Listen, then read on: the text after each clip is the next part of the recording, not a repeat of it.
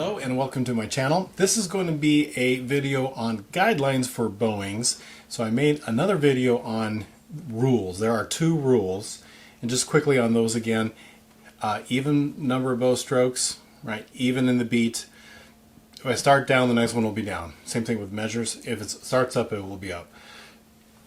Uneven number of bow strokes cause my bow to alternate between downs and ups. And that was very fast. Go ahead and watch that one because that'll help you. It's actually a very, very important concept to understand. These are guidelines. So to quote my favorite movie, it's like, the code is what is said. He says, the code, they're more like guidelines than they are rules. And that's very true. In other words, the idea is like, you can kind of break them. And that's so very true of guidelines, because as soon as I give you a guideline, a lot of times, not a lot, but at times you can break them and it's just perfectly normal. And this is where it gets really frustrating if you're not a string player to understand bowings. Again, I'm talking about downs and ups. I'm not talking about bowings in terms of like loure and détaché and these kinds of things. I'm talking about literal downs and ups. We use that term bowings in a couple of ways.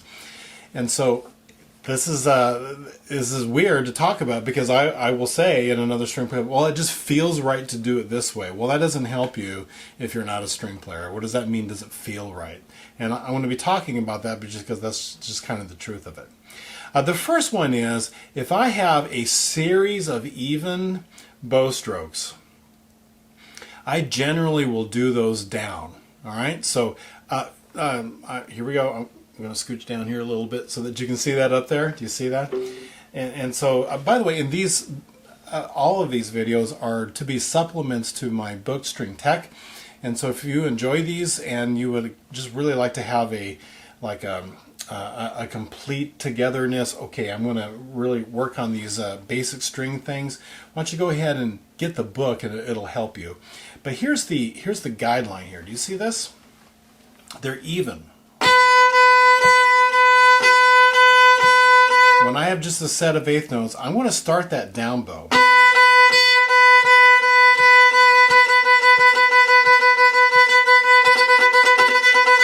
All right.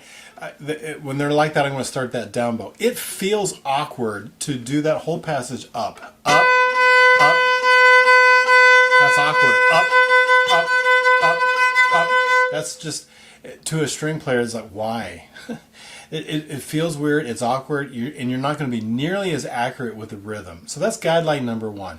A series of eighth notes are just going to be, I'm going to generally start those down. I'm not going to be doing those up. And so if you are a director and you're giving your kids bowings, which you should do, helps kids, all right? And you should pass them out early so kids can practice the right bowings.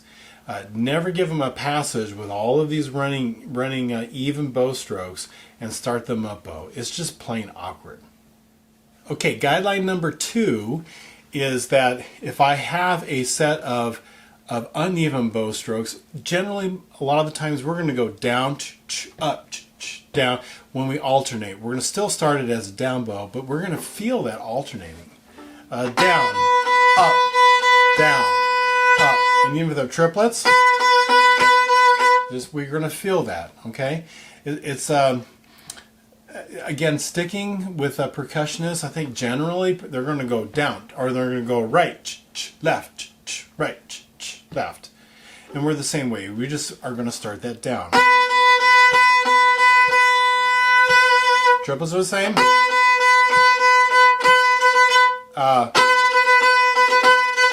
Okay.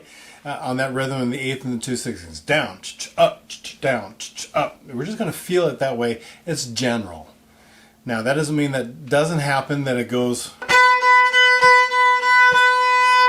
That would be an awkward feeling, and sometimes we make ourselves be awkward. But generally try to bow it in that way, and it'll feel better, because that's the truth. Oh well, here's a pet peeve of mine: the pickup. Anacrusis is what it's really called. There's that little note, right? The little 8th note. Do you see this? And the guideline is that's going to start up bow, right? It's going to start. I can't imagine anybody going on that particular passage. There are times that we would do it down for a musical reason, but not something little like that. Very, like almost all the time, it's going to be as a little note. Now, the pet peeve is to watch kids. I like to say, I'll tell the kids, I had lied to you. I'm so sorry when you were much younger. That up bow does not mean the tip. Because kids, especially your high-strung, I'm going to be perfect kind of kid, I'm going to get this exactly right, they learn that that's the tip. Why? Because you told them that. When they were young, you told them that. Well, that up bow, hey, start at the tip.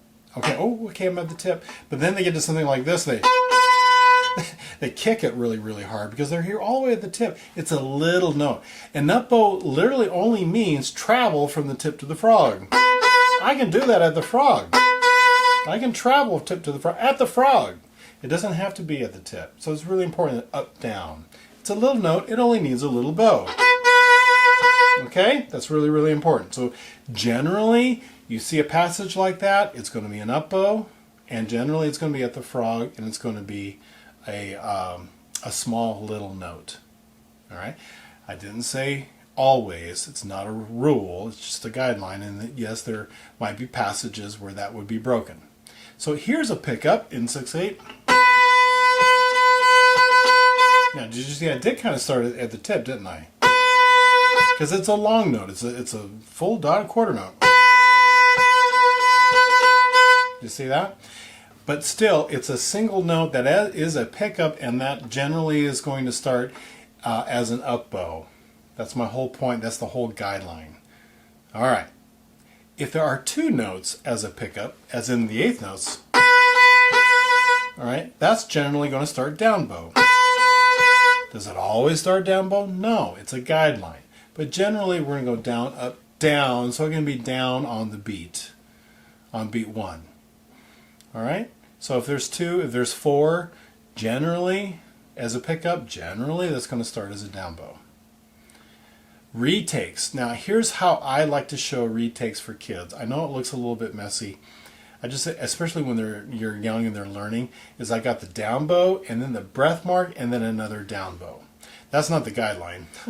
That's just the way that I do retakes for kids. The guideline is if you see a whole bunch of down bows like that, or if you want a whole bunch of retakes, I should say it this way. If you want a whole bunch of retakes, we're going to do them down. Something like that. So probably the passage is, you know, if you're Mahler, you're doing 4 Fs and you're just really, really, really loud. We're gonna do it that way. Yeah, we're not gonna do this way. That is super awkward. Yeah, so if you want lots of retakes, we do retakes generally with down bows. And okay, so that's just a guideline. Generally, they're done with down bows. Another guideline. We do have a staggered bow, just like there's staggered breathing in winds, and I like to show them with the parentheses around the change of the bows. 2, 3, 4, and that means to change your bow, change your direction, but not do it with your partner or not do it with your the stand in front of you. We do that. But here's the guideline. Super, super long notes like that. You see this in the bass a lot. We see it in all the instruments, but especially in the bass and the cello. They got these long pedal tones. Generally, we're going to break those up because it's really silly to try to do all that like this. It's a lot, right? If you think about, remember in my video I said your bow is like air? Yeah, you completely run out of air.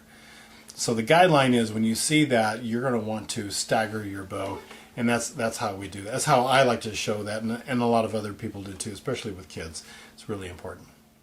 Okay, the last guideline is when we see 3 beams on a note, that is a bowed tremolo.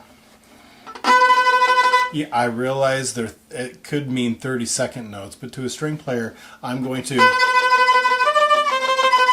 tremolo that. Now, a bow tremolo is to use a very, very fast bow stroke, and generally it's in the upper third of the bow. And a lot of times you'll see tremolo with 3 Ps. you're doing one of these kinds of things, okay? So, and so that's the guideline, is that we're going to tremolo that. There are times, you know, in a Bach partita or something, that the intention is actually 30-second notes. That's different. Generally, guideline, that's what we're doing, is we're playing tremolo. And then the last guideline is this idea of bowing parts for, as a director, if you're bowing parts for your kids, and you have, let's say the violas and the second violins are doing the same thing. You want them bowing the same. I realize they're two different sections, but it's really wonky when they're playing the same thing and the sections are going like this. One of the cool things about orchestra and seeing an orchestral concert is all of the bows going in the same direction. And so we generally do that. We try to have the bowings the same. Cello bass is another one, actually the whole section. Sometimes we got this big unison line and you want them all just going the same direction, so try to do that. I will actually change bowing. Sometimes I'll add slurs to a part so that you know, maybe they're doing something different, like from A to B, and they come up to C and they are the same, but if I bowed them exactly the same, then they would be wonky. I'll add a slur, or I'll add a retake, or I'll do something to get them to be the same. And so another guideline. Do you have to do that way? You don't have to do that way, but I'm just going to highly encourage you to do it that way because it looks cool, and especially with the young musicians, it makes them feel a lot more confident. Remember, if they got all bowings going in the same direction, and then when you got two sections doing the same thing, it adds a tremendous amount of confidence in the students. All right, and so all of this was about guidelines. It's to support and be a supplement to my book, and if you're interested, you can look in the show notes about that and you can get one, okay? All right, I will see you at the next video.